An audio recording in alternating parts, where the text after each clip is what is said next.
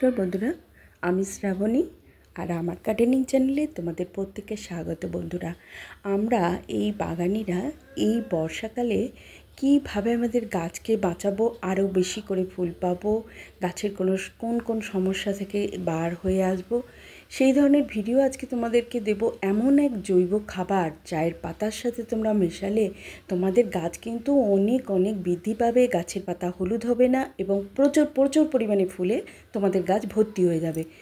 সত্যিই এই বছরটা অন্য বছরের থেকে বর্ষার বৃষ্টি কিন্তু আমরা বেশি পাচ্ছি, তাই আমাদের প্রিয় জবা গাছগুলিকে আরও সুন্দর এবং আরও ফুল কী করে বেশি পাবো সেই ধরনের খাবার তোমাকে দেখাবো, যেটা আমি আমার গাছে করে পেয়েছি সেটা আজকে তোমাদেরকে দেখিয়ে দেবো। বন্ধুরা, এখন এত প্রচুর পরিমাণে ফুল ফুটছে, জবার ফুল, সেই ফুলগুলো যে চুপড়ি ভর্তি করে আমি রোজ পাচ্ছি এবং বাগানে এত সুন্দর ভর্তি, আমার ছাদে ভর্তি হয়ে আছে এবং কী পরিচর্যা করলাম, কি খাবার দিলাম সেই ভিডিও তোমাদের কাছে এনেছি। বন্ধুরা, তোমরা যদি আগ্রহী হও তাহলে আজকের ভিডিও তোমরা কিন্তু দেখতে পারো প্রত্যেকে, কারণ আজকের ভিডিওটা দেখলে তোমাদের কিন্তু এমন কিছু পয়সা খরচা করতে হবে না। যে জৈব খাবার দিলে তোমাদের গাছ কতটা ভালো থাকবে এবং গাছে কিভাবে ফুল বেশি পাবে সেটাই আজকে তোমাদেরকে দেখিয়ে দেবো। বন্ধুরা, এই যে এত বর্ষণ, এই এত বৃষ্টি অনবরত হয়ে যাচ্ছে, ননস্টপ বৃষ্টি বলতে পারো, গাছগুলোকে তো আমাদের রক্ষা করতে হবে। হ্যাঁ, আগে আমি একটা কমেন্ট পেয়েছিলাম যে গাছ তো বৃষ্টি ভালোবাসে, তাহলে গাছের আবার বৃষ্টি অসহ্য লাগবে কেন? কোনো জিনিসই অতিরিক্ত যেমন ভালো নয়, সেই রকম সব কিছুরই একটা পরিমাপ আছে। সেই পরিমাপ যখন অতিরিক্ত হয়ে যায় তখন সেটা বিষ বলা যায়। সেই রকমই গাছেরও তাই, বৃষ্টি ভালো বলে, বৃষ্টির জল গাছের জন্য ভালো বলে সেটা অতিরিক্ত কখনোই ভালো নয়। সেই জন্য তোমাদেরকে আজকে দেখিয়ে দেবো এমন এমন খাবার যেটা তোমার শিকড় ভালো থাকবে, গাছে এই সময় পোকামাকড় মারা যাবে এবং গাছে তুমি প্রচুর পরিমাণে পটাশের জন্য ফুল প্রচুর পরিমাণে ফোটাতে পারো। বন্ধুরা, যে কোনো জবা, দেশি জবা থেকে বিদেশি জবা, সে পুনে হোক, পুনে ভ্যারাইটি হোক বা ব্যাঙ্গালোর বা অস্ট্রেলিয়ান জবা, এই জবাটা যে তোমাদেরকে দেখাচ্ছি এটা অস্ট্রেলিয়ান জবা, একদম ভোরবেলা তুলেছি। গাছটা ফুলটা দেখেই বুঝতে পারছো এখনও কিন্তু পাপড়িগুলো সংকুচিত আছে, মানে কি এখনও পুষ্পিত হয়ে ওঠেনি। যখন এটা ফুটবে তখন তোমাদেরকে দেখাবো যে এর এত বড় সাইজ, যে সাইজটা কিন্তু আমাদের এই ফোনের ক্যামেরায় আমি তুলতে পারছি না। এবার দেখো ফুলটা, একটু বেলা হতে আমি ভিডিও করে দেখাচ্ছি তোমাদেরকে, কারণ আজকে এই ভিডিও আজকে একে নিয়েই তোমাদেরকে দেখাবো, কারণ প্রতিটা টব সামনে নিয়ে এসে ভিডিও করা উচিত, মানে যেটা সম্ভব হয় না বই নিয়ে এসে। তা আমি আজকে তোমাদেরকে দেখাচ্ছি যে আমি কি খাবার দিচ্ছি গাছে। তোমাদের এই সময় যে ধরনের পোকামাকড় হয়, মাকড়ও হয়, একদিনেই দেখো যে গাছের পাতাগুলো খেয়ে নিল, গাছটা দাঁড়িয়ে রইল, তা সেই ধরনের সমস্যাও তোমাদেরকে মেটাবে। আর আমি এই দেখো একটা পোকা চলছে, দেখেছো? এই যে কাঁচ পোকার মতন, এই সমস্ত পোকা গাছে থাকবে না যেগুলো কচি পাতা খেয়ে নেয়। এটা হচ্ছে বন্ধুরা ছাই। হ্যাঁ, ঠিকই ধরেছ, এটা যেটা ছাই মানে একদম গ্রাম বাংলায় যেটা কাঠের যেটা ছাই, যেটা উড অ্যাশ বলে সেইটা। এটা এতটাই উপকারী গাছের জন্য, এতে প্রচুর পরিমাণে পটাশ আছে। বন্ধুরা, শুধু পটাশ না, এর উপকারিতা বলে শেষ করা যাবে না। এটা বর্ষাকালের জন্য এতটাই উপকারী। এই গাছের মাথায় ছোট্ট ছোট্ট দেখছো যে পোকার আক্রমণ, মাকড়, বিশেষ করে এই সময় মাকড়ের আক্রমণ হয়, যেগুলো কচি পাতা তোমার কিন্তু গাছের খেয়ে নেয়। সেই জন্য এটা গাছের ওপর ছিটিয়ে দাও, এটা একদম পোকা মাকড় রোগ বালাই থেকে গাছকে রক্ষা করে। বন্ধুরা, আর এই যে দেখাচ্ছি গাছের গোড়ায় যে এই বর্ষাকালে যে ছোট্ট ছোট্ট আগাছা হয়, সেই আগাছা রক্ষার জন্য তোমরা দেবে চায়ের পাতা এদেরকে রোধ করে, আগাছা হতে দেয় না। তবে কি তোমরা প্রচুর যেগুলো জমি, সেগুলোতে আমি বলছি না, আমাদের ছোট বাগান এবং ছোট টব, তার জন্য এইটুকু পরিচর্যা কিন্তু যথেষ্ট। তার জন্য ইউজ না করা চা পাতা, তার সাথে দেবে ফাঙ্গাস আসবে না, তার সাথে দেবে হলুদ। এই হলুদ আর এই ইউজ না করা চা পাতা দিলে, তার সাথে দিলে ছাই। ছায়ে আছে প্রচুর পরিমাণে পটাশ, যেটা তোমরা কিন্তু গ্রাম বাংলা থেকে সংগ্রহ করতে পারো। এবং বাড়ির ছাদের যে সমস্ত গাছপালা, আমাদের ছোট ছোট ডাল বা ছোট কলা গাছ যাদের আছে, তাদের সেই কলার পাতাটা শুকিয়ে নিয়ে সেটা কিন্তু পুড়িয়ে ছাই যেটা হচ্ছে, সেটা কিন্তু প্রচুর পরিমাণে করতে পারো, পটাশ আছে, সেটা তোমরা গাছে দিতে পারো। আর এই যে ছাইয়ের এতগুলো গুণ আছে, সেটা তোমাদেরকে বলছি। এই ছাই গাছে এবং মাটিতে দিলে মাটির উর্বরতা শক্তি বাড়িয়ে দেয় এবং ফুল ফল গঠনে সাহায্য করে।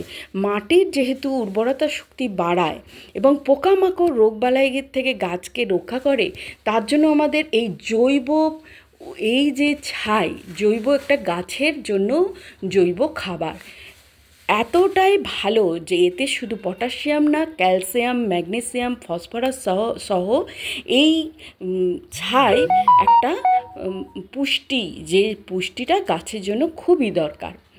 এবং জৈব, প্রতিটাই জৈব, মাটির উর্বরতা বৃদ্ধি করছে।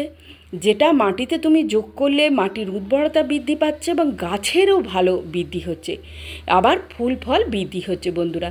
আবার একাধারে যেটা আমরা চাই যে মাটির পিএইচ নিয়ন্ত্রণ করছে, যাতে ছাই ক্ষারীয় প্রকৃতির এটা, এবং এটি অম্লীয় মাটির পিএইচ মাত্রা নিয়ন্ত্রণে সাহায্য করছে বন্ধুরা। আর পোকামাকড় আর রোগবালাই এগুলো হতে দিচ্ছে না।